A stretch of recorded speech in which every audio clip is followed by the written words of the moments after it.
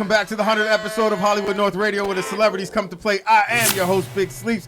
Brit, my co-D is in the building. We got DJ Kaylani Rose in the building. We also got the one, the only, y'all already know his name, DJ Quiet Storm. We got CJ in the building, the singing canary. This dude, and we can't forget the birthday girl, Nene. It is time for our featured guest. His name is Gary Hawes. He's the director and assistant director of the hit television series The Good Doctor. Gary, welcome to the show.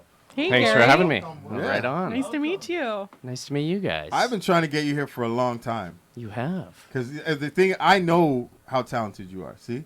So I have to be greedy and continuously ask because I know there's going to be a window where I'm like, he could do it. And here I am, 100th episode, Yes. right after Ivan Decker. Thanks a lot. No problem. Yeah. He was hilarious. Usually you like to build to the comedian. All right. You know, no, but I mean, it's you're funny. You're actually, I'm not comedian funny. You know, but on Conan O'Brien funny. Yeah, but you say that though, but all right. I've worked with you for many years. And yeah, you guys have known each other for a while, you were saying, right? We have.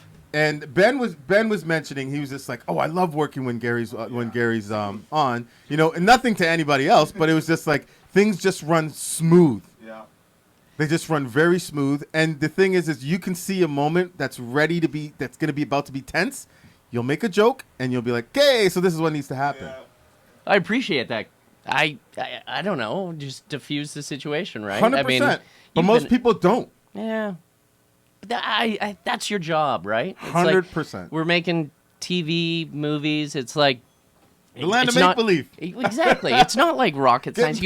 No one's dying, right? So you're just like you're there. You're 12 hours. You're telling a story, and people take it way too seriously. So might as well have fun, man. Like when I was 10 and wanted to do it, it was like, what better way of making a living than showing up and playing make-believe, right? Mm-hmm. And that's what we do. And so you might as well have fun. And I've been on too many sets when I was kind of coming up, and you know the same drill. Oh, yeah. And it's just tense, and people are yelling, and it's like, how does that make for good quality television? Yeah, or people to be productive, period. I know. We got it. We're on the move. You might as well enjoy it. We spend more time together than we do with our family, 100%. sadly. I say that all the time. So they kind of become your family. Yeah. So you might as well have fun. Mm-hmm. Yeah. And so Gary has a funny story to tell about Gary you, has actually. A funny story to yeah. tell about me? All right. This is about you, though, Gary. No, not in this moment. We need to. I got a funny story to tell about Gary. All right. Okay. All right. So we were on, I believe it was 2012. That's it. Yeah. 2008, right? 2008. I know which one you might tell. I know which one you're going to tell. Yeah. That's awesome. 2012 was a show? So, yes. Okay. It was a big earthquake movie. Roland Emmerich, and Earthquake, $200 million budget. It was crazy. And that's when, 2012 was in the future when we shot it. Okay. In 2008. Yeah. So, wow. So one of the PAs, Jason Mosky, I used to call him Skeletor. There's my mic's back. Okay, got it. Okay, I used to call him Skeletor. So one day I went, hey man, and I did that probably about 4 times that day, and all of a sudden Gary goes, who the hell keeps doing that on the walkie? That was you. Stop. The whole entire show. You had the toy doing it, or no, it was your voice? Me doing that. Because you'd be like, honestly, whoever's doing that's gonna get fired. And I'm like, He-Man? Gary would be losing his mind trying to find out who was it. And I remember one time in the circus, I was like, yo, they need to find that guy because that's very irritating. Yeah. And especially during production time, and I go, I can't even believe this is happening. And you're like, I know this is. And I turned around and I must have died laughing by the AD trailer for about a good 10 minutes because everybody knew it was me. It's 2020. I think this is the first time I've heard this too. I thought I told you one time. I swear to God. But I was like, I used to do it. But I think I remember the conversation where you're like, dude, weren't you that's scared not you were cool, gonna get in man. trouble Oh, doing that? 100% I used to do because you turned the corner right after I did it, and you're like, "Sleep, find out who's doing that." And I was like, "Oh shit, I didn't get caught." Yeah, man, that's so disrespectful, especially now at the time. Like we're trying to get through the show, and then I remember about 4 or 5 minutes later. Oh my god! You were like, "All right, guy, this is we're gonna this is the last setup for the day." I love how you started by setting me up as like the guy who likes to have fun on set, crack jokes, and then we go back to a story where I'm like, wait, what? Who the hell was it? It was honestly just me fucking around thinking I'm funny, and I knew I was getting to you. Yeah. And I was like, I think he loves me enough that I won't get fired, but I'll be close to it. I'll be close to it. But he will set an example enough that he'll let everybody know it was me who fucked up, and this is why we all fucking in trouble. No, it's totally cool. It's you. Like if it was another like asshole I didn't like, maybe it would have been. But you were the best, man. So I would have appreciated the joke at that point. Yeah. Oh, I killed it to the point where I was so scared at the end when you were like, whoever. There was like, I think it was right at rap. Yeah. One time at rap. Yeah. You're like, that's a rap, everyone, and everybody's clapping and everybody's having a good time. And then He-Man. And I decided to go, He-Man. I swear I thought someone had the toy because you could press the button on the toy. That's well done. So my favorite thing on 2012 was at one point near the end, we had a very eccentric German director, Roland Emmerich, who, did Independence Day, Day After Tomorrow, like all these massive big, but he's a bigger, larger than life sort of character on set. Oh, yeah. And so Sleeps at like lunch, he had this I wasn't even a part of it. I only saw it after. He had hair makeup. You did whiteface, yeah, my white friend. Face, You did whiteface. I got the people from White Chicks to do my face, white face. I got isotonic gloves. I got the same like army fatigue jacket and hoodie he would wear, and they actually had a second pair of red Pumas that fit me. He looked identical to Roland, except something was just a bit off. Yeah. And my god! And so then he got the crew to stay over lunch, like a handful of the crew, and they shot like these Saturday Night Live skits on like the quality cameras, everything. It looked like it was from the movie, but it was all outtakes of Roland Emmerich. Well, Sleeps as Roland Emmerich. The best part is like we showed that. I don't know. After lunch, like right towards closer to the end. I think we had 3 weeks or 4 weeks left to show everybody what we've done and what was edited. And so that played before. Oh, right at the end. Oh, was it right at the end? Yeah. And that's all people could talk about because it was like, it was cool. We saw portions of the movie, stuff like that. And it was like, oh, we're making this huge action blockbuster. And then Sleeps comes on and it just killed, like absolutely. People weren't even talking about like the clips from the movie at that point. It was all about what he did. I was crying laughing. And then the best part was Roland was so offended. Oh my god! Yeah. He very thin skin. We found out after, because everyone was going. They were like, "That was amazing. He had you down to a T." And he would kind of be like, "Yes, I can't do a German accent. You can do it." Okay, like I like Sleepy. That's not German. What is that? No, but this is Roland. This Roland. Oh, this is Roland. Roland Emmerich. Yes. Okay.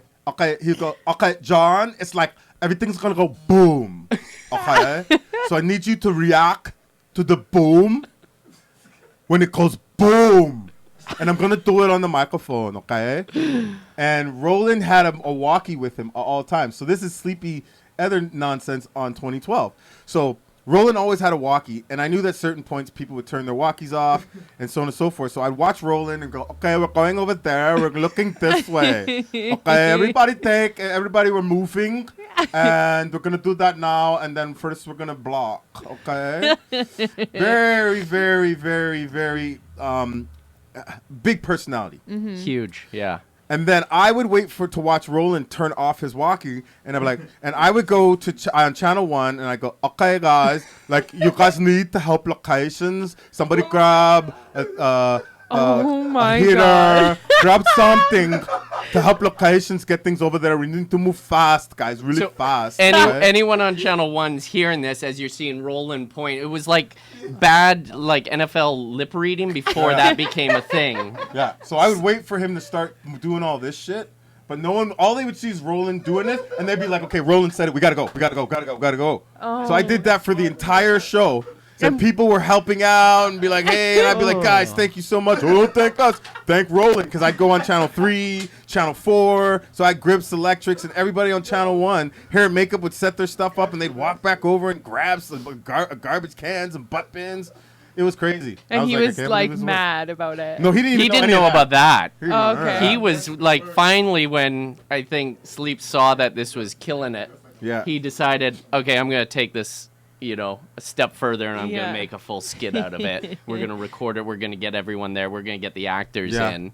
And producers do you have video of that? I have it at home. Oh, maybe it was in that bag that got stolen in my trunk of my car. I hope I have it at home still. Oh, what is it on a VHS? No, Jesus Christ. CD. You remember CD? You burn it on CD. They gave it to me, and I think it said something like Paramount across it, all the whole thing, or something like that. Yeah, you got it all approved, but it was a bit of a joke for Roland who hadn't seen it. And is he was a director on it? He was the director. Okay. The producer, the writer, like this man has made multi-millions. Yeah, and I fucked up. I kind of stole his shine. You did, but you made something so great. That's hilarious. And he just didn't go along with the joke that Later much, on, he right? could come up to me at the rap party and he was like, you were funny, and I don't talk like that. and I went, yes, you do. And then he kind of like was like, whatever. And then he actually said to me, he goes, you stole my shine. And I was like, oh, I'm so sorry. I apologize. He goes, but it was really funny. I'm not telling anyone though. Have you guys worked with him since then? I haven't. No, I wish I could. You know what? He gets things done. He does what he's like. It's just boom, boom, boom. He's about the actual project. And there's people who very far and few between who are there and they don't have a complete picture. And I believe he did. Mm-hmm. Oh no, totally he does. Like, I wasn't a big fan of his movies before. That's just a personal taste. Yeah. I'm not a big lover of the big popcorn movie that go boom. But he knew what he was making, and so you had to respect that he showed up and knew his thing. Right. Yeah. And was like, I'm making a giant popcorn movie for $200 million. It's all going on screen and people are going to love it. And that's what he did. Yeah. So yeah, we had a good time. Yeah. A lot of great actors in that movie too. Good times. Very Oh good no, times. totally. Yeah. So, as a director, I mean, what exactly? Could be a dumb question, but for somebody like me who's never been, I've done like extra work when I was younger. But I mean, like, as a director, what is your role exactly when you're on set and of a movie? What is your role? What do you? Well, so it depends if you're making a TV show or a movie. Typically in movies, you kind of have what, there's sometimes writer-directors, or they call them like auteurs, and it's like it's their vision from beginning to end. They wrote the script, and they're basically making sure that the story, the visuals, every shot, every decision is kind of run through them. Right. Okay. And that's what ends up in the final cut. And, a great filmmaker like Paul Thomas Anderson or Scorsese, they get final cut, so it's exactly the movie they wanted to make. Okay. There's only a handful of people out there that get that. TV directing's a whole other challenge because you come in, you have 8 or 9 days, it's one of 20, 24 episodes that season. You're brought in, the crew knows exactly what they're doing, the cast know their characters for the most part, besides the guest stars coming in. And you're there to continue the world and the vision that the showrunner created for the show. And in TV, the showrunner is the boss. They've created the show, and they're keeping the storylines going. And your job as a director, and a lot of times we call them guest directors that come in, is to just... You don't color outside the lines at that point. You can't recreate an episode that's completely different than the rest. Right. Your responsibility is to keep what the audience expects every week when they tune in, that it's just an evolution and continuation of the story and the characters they love, right? So it's a challenging one. Where I'm lucky is I work as an assistant director on the show, so I know The Good Doctor inside and out because I've been there since the first episode of season 1. And so the job as the assistant director is you get the script, you break it down, you figure out how you're going to shoot it with the director, you create a schedule, you get all the departments together, and make sure you're all prepped and everyone's on the same page, and then you get to set, and you get it done in 9 days. So where I was lucky enough, because I've always been working towards directing, so as I moved my way up as an assistant director, I started making short films. So on the weekend, kind of like what Sleeps did during 2012, I'd get the crew together on like the weekend, and we would get all the gear, get some cast, and we'd make a short film because I just wanted to continue to evolve and show that I could direct. Right. Because that's the biggest thing is like, how do you become a director? Well, you just got to go out and direct. Like, no one's just going to go, you'd be a good director. How about we put you in charge of everyone? Like, it's not a really good jumping off point. It's gonna be great. Yeah. It's gonna be great. Trust me. It's gonna be great, guys. Sadly, studios. Yeah, exactly. Sadly, studios still occasionally do that. They see like one little like film school project, and they're like, we should give them $100 million and put a good crew around, and it's gonna go great. It's gonna be great, guys. Yeah. Okay, we need coffee trucks for sure. Yeah. 3 times a week. And they come to set, and they're like, wow, but the last time I shot something, it was like 6 people in my mom's house. And you're like, well, there's 200 people waiting for you to make a decision. But God. Hey, this is my buddy who did the YouTube thing with me that you saw on YouTube. We got 100,000 views. And that's what sometimes happens. And Hollywood's like looking for that next big thing, and they think they're going to. And hey, sometimes it works. Once in a blue moon, it works. What was it like when they finally were like, yes, we're going to approve you to do an episode? I was shocked. I'll be honest. So you didn't ask? They No, so I asked, like, you know, I planted the seed as a good Canadian. Season 1. Yeah, as a good Canadian, I wasn't like too pushy. I was kind of like, you know, this is my passion. Yeah. It would be great if I got the opportunity. Which, you know, one of the producers, guy from New Jersey, a classic, great American dude, Mike Listo. I'll give him a shout out. Okay. But he's our big man on campus, so to speak. He's our producing director. He's just, once he finally heard I wanted to direct, he was like, dude, why didn't you tell me last year? Like, let's do this. You got to just tell people that's what you want to do. And I was like, well, I was kind of hinting. He was like, no, just tell me. And I'm like, okay, I'm telling you now. Yeah. And I was like, let's make this happen. And so what happens is you just earn the trust of the producers, essentially.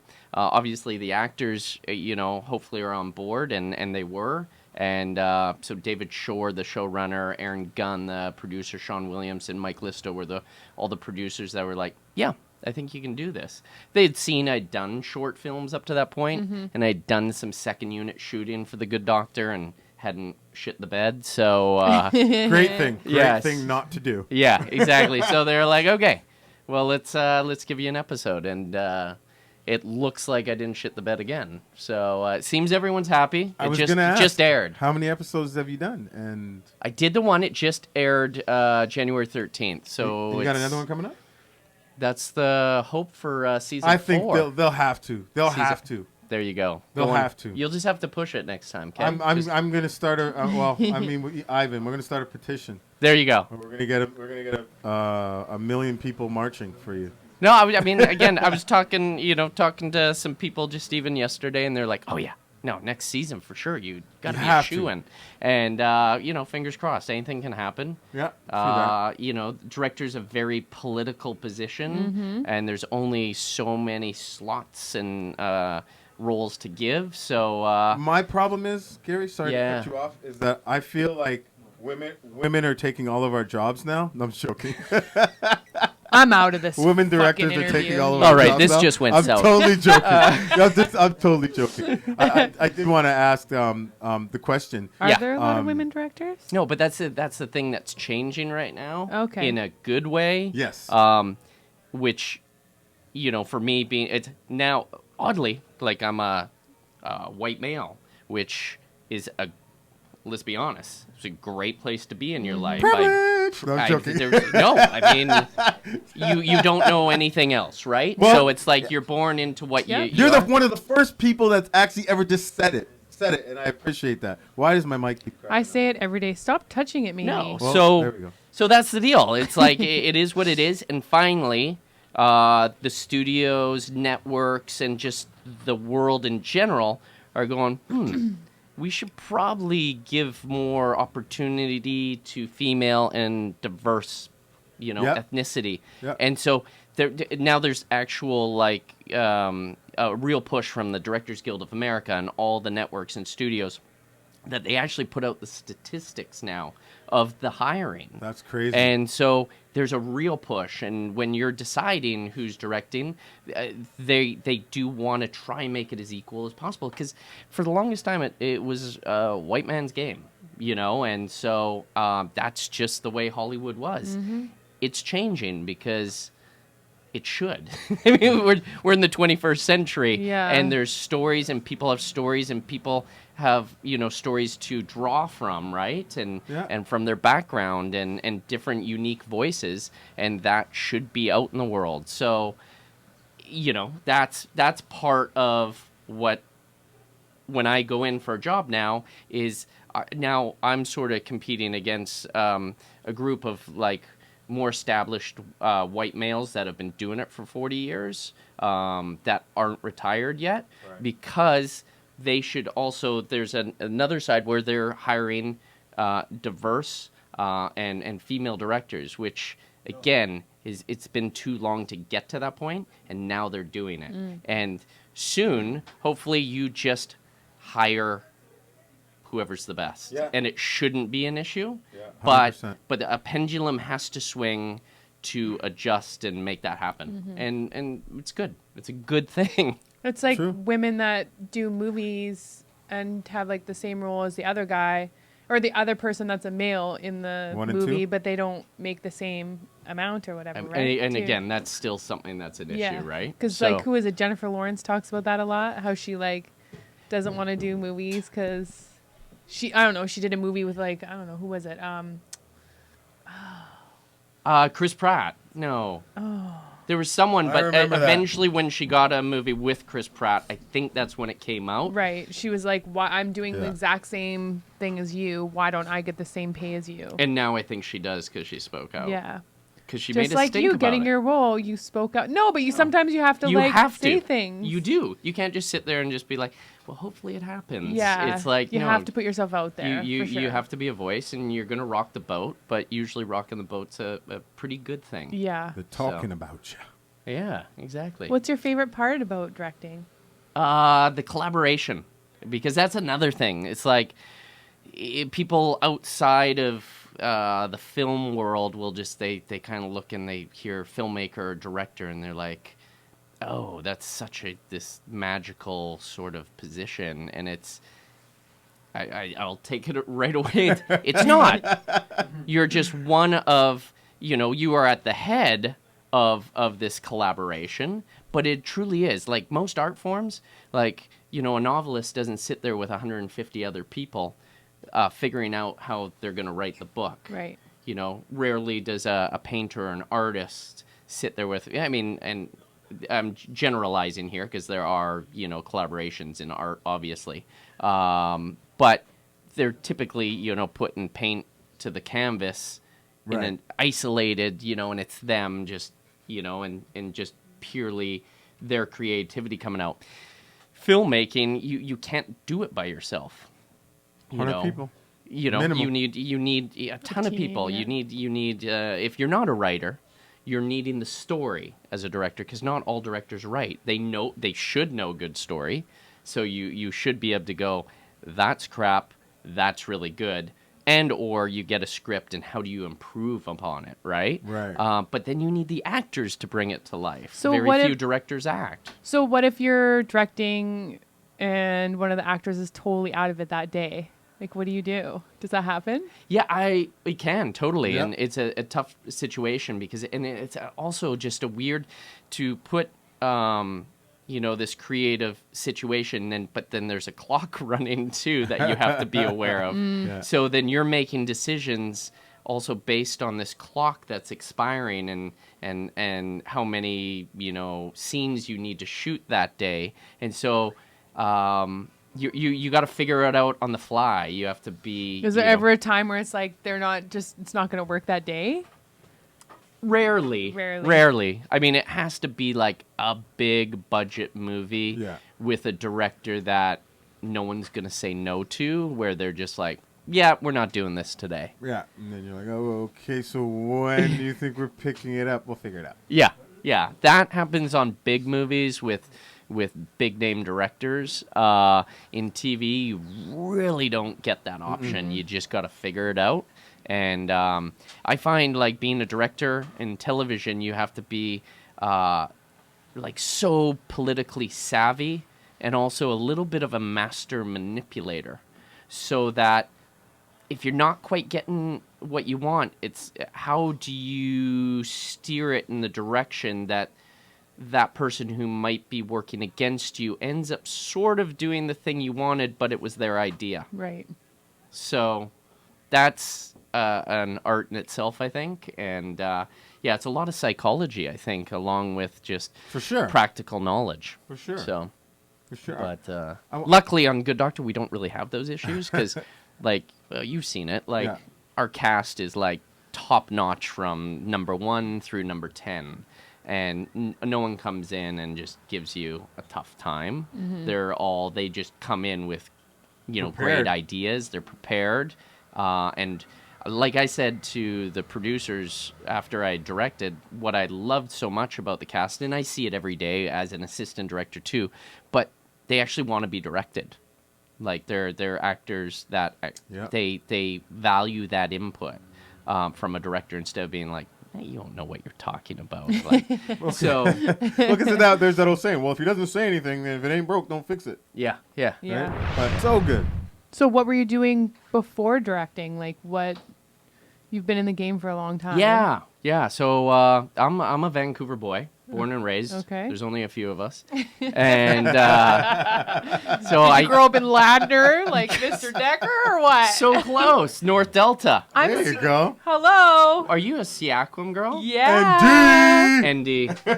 I hate you. Oh, the rivalry's on. No, wow. So Sunshine Hills area? Yes. There you go. Yeah. I have a feeling you're a touch younger than me, though. So you might be a touch younger than me, but off air we can talk about the rivalry there. But no, I grew up here and went to Vancouver Film School, like in 1999, which my God is so long ago now. So do you think that's a good? A question for me is do you think that's a good avenue for people to go if they want to get into the film industry here? I mean, yes and no. So I never push a film school because certain film schools are way more expensive than the other. Okay. But yes, I think it's good to go in just to get a base education, so that you are learning. But I also tell, and it's always good to have some sort of education. So, but I also tell people it's like you can get out there. Like right now, it's so busy in Vancouver. You can get onto a film set as a production assistant pretty quickly nowadays. Like back when I started, it was like 6 months before you actually ended up on a film set, even though your resume was going out everywhere. Mm-hmm. And there's nothing that beats being on a film set and seeing it done live, because that's the greatest film school. Mm-hmm. So you would just tell somebody maybe just get a job, even doing the littlest thing on a set, just so you can get your foot in the door, right? Being a production assistant, like that gets you in at the base level and allows you to kind of view and witness everything, right? Ben's going through that. DJ Quiet Storm, he's going through that. He works on The Good Doctor. I know. I walked in here, didn't even recognize him. It's the box cut. He looks Come like on, Wesley Gary. Snipes. He doesn't have like a Wesley toque Snipes. on. Come on, He doesn't Gary. have a vest on. There's like three-layer jacket. 3 layers. You know, a trying McDonald's microphone hanging from exactly. I was like, oh my god, I don't think you should be driving. What? Turn the camera around right now. It's What is this a joke? that is not how you drive. Word. Oh, now he's clearing it off. Word. But how did you end up in the downtown east side with that amount of snow? What in the heavens? Oh, you know what happened? It got on, We- it no. was on the roof. Did it fall off the roof and got him? When he hit his brakes. It doesn't Oh, that- matter. Clean your car off. That's amazing. That's what happened. Yeah, that's someone else's life. You're playing with it. That is so good.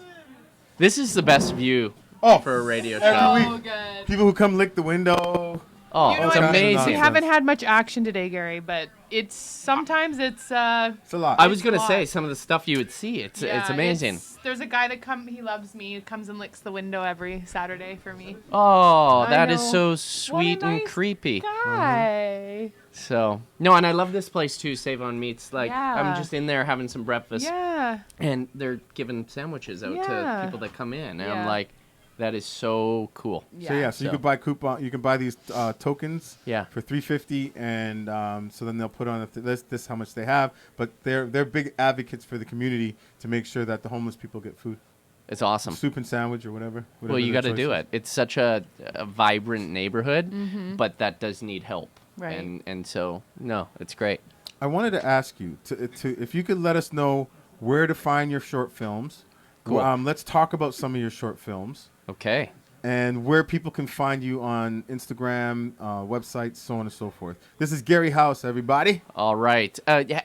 Quick question: have I been as funny as Ivan Decker? Way funnier. Oh yeah, no. Way exactly. funnier than Ivan. No, I don't know how I'll say it we're I right gonna can't now. even talk. It's So Ivan Decker, good boy, Ladner, but his dad works in the film industry. Yeah, Ken. And he's actually helped me on short films. Ken Decker's like a Wow. Jenny See? operator. This And always happens small- on this show. Small world, Interesting. right? It always happens on this We show where we'll always- have like 2-3 people and they just be like, "Oh man, dude, I haven't seen you since blah blah blah. Oh my god." I know. Blah, blah, blah. Yeah. No, I know. So it's crazy. Yeah. But yeah, no. So I started as a PA right out of film school. My first job was on a Rodney Dangerfield movie called My Five Wives. So that's Nice. that's the pinnacle. I'm doing a Rodney Dangerfield movie. I was mean, like- Jesus. Yeah. So then I continued on, and I started getting onto bigger movies. Like I was a trainee AD on X-Men 2 and The Butterfly Effect, and then I moved up as a third AD, did X-Men: The Last Stand, and then the Fantastic Four movies, and it just kept going. And I did the Dawn of the Planet of the Apes, Rise of the Planet of the Apes, I love those Interstellar with Chris Nolan, the Canadian portion. So I just kept climbing the ladder, moving up, and working on all these. And I did Juno with Jason Reitman as the Right, second yeah, AD, yeah. and that was one of the most fun experiences ever. And so I got all this experience, and like I said, that's I went to film school, but then all these years of working with all these great directors that I, grew up admiring and stuff like that, you just learn from the best, right? So during that time, I started to make short films. So my first one was during X-Men 2. We shot on film, so I got film from the camera team. Back when you would shoot on film, 10 years ago, they gave me short ends, stuff they wouldn't use for the movie, but I could shoot with. Okay. And then luckily enough, Alan Cumming was wanted to do a short film with me, and he played Nightcrawler in the movie, and he won a Tony Award on Broadway for Cabaret, I think. Alan Cumming's he's genius. And so we made a short film about armpit sweat. And it's all about, it's a 6-minute short, very little dialogue. It's a guy who's late for a job interview, shows up, and he's got these giant pits, and he's got 3 minutes to figure it out. So he goes through this running around the building, into the washroom using the dryer, everything. Eventually it ends up with him knocking a guy out and taking his suit. So I gave it all away. But so that's on, if you looked up, I guess, Gary Hawes on Vimeo or Gary Hawes on YouTube. I think all my short films are there. So I did that. and that played everywhere. Like Hollywood Film Festival played around. Air Canada bought it. So it did really well, and it kind of opened a lot of doors and allowed me to continue making films. I made one called The Little Things with Johan Gruffudd, who's the star of Fantastic Four. Yeah. And so that one was about two people that fall in love on the edge of a rooftop before they're there to commit suicide, but then they end up falling in love. So it was like a romantic dramedy. That's dope. And so that one, I've never heard anything like that. yeah. So that one I'm really proud of. I would and like that one. Yeah, I'm gonna watch it. You gotta watch it. I think you'll love it. I'm gonna watch it later. I think it's sweet, and yeah, I just want to do something different than slapstick comedy. And then the next one, I got a Bravo Fact grant for. I won this reality show called Making a Scene in Toronto, where we had 5 hours to make a short film, and it had to include a sex scene. And that was the show, and I was one of 3 filmmakers, and then won, and they gave you money, and I'm like, I'm just going to remake the film that I did, and it was about, I was like, what can I make in 5 hours? I'm like, you're not going to make it sexy. Like, I just meant the actors. You get the crew and actors, and you have 5 hours. So I'm like, I'm going to make something awkward because this entire situation is awkward. Right. So I called it Swap, and it was about a couple swap, but you're with the 2 participants that aren't into it, but still go through with it. And so it's really uncomfortable, unsexy, sad that these 2 people are like, yeah. So it has over 1 million views on YouTube, and it's purely from like the swinger community going, I got to check this out. And then it's not very highly rated because they're like, well, fuck this. That's not That's not what I signed up for. cool. That is not sexy at all. I've gotten a few notes when people are like, dude, that's not how it is. And I'm like, I'm sure I just told one story, right? So I think I offended a few swingers, but I'm sure a lot of them are having fun. Some of them are having fun. They're all right. So they'll show you how to make a movie. Yeah. Yeah, exactly. That's a different movie. And then I did another one called Money Pet, which I think you'd dig too. It's a take on the goose that laid golden eggs, and it's a dog that shits money.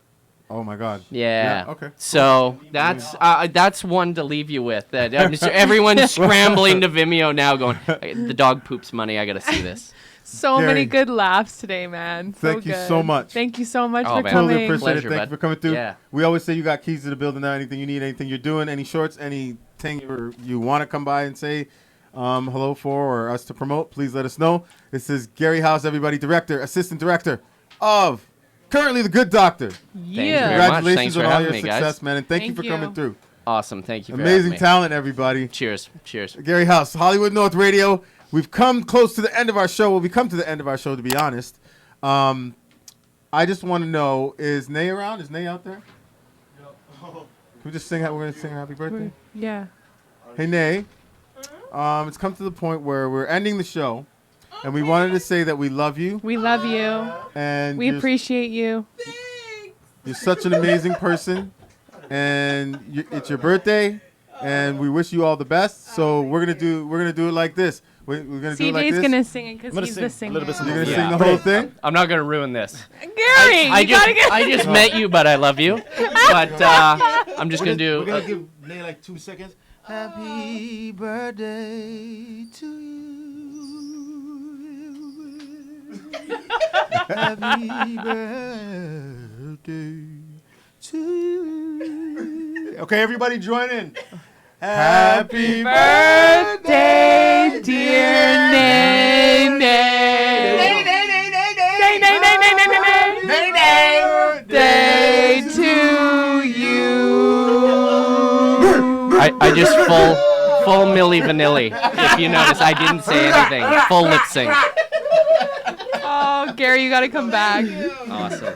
Gary Hawes, everyone. Thank you so much for everyone who listened to our 100th episode. As my mic craps out, this was our 100th episode. We thank you guys all for your support, and here's to another 100 more. I love each and every one of you guys in this room. On behalf of myself, Big Sleeps, we got Britt in the building. You should probably finish this off, Britt, because my mic just keeps crapping out. I just want to say we love you too, Sleeps, and it's been a great ride. In 2020, here we come. And yep. And everybody, please subscribe to our YouTube. Yes, Follow us. please do. Hollywood North we Radio. love all of you. Follow us at Hollywood North Radio. Tell a friend, tell 4 friends, tell 6 friends. This show is the dopest show ever. Hollywood North Radio!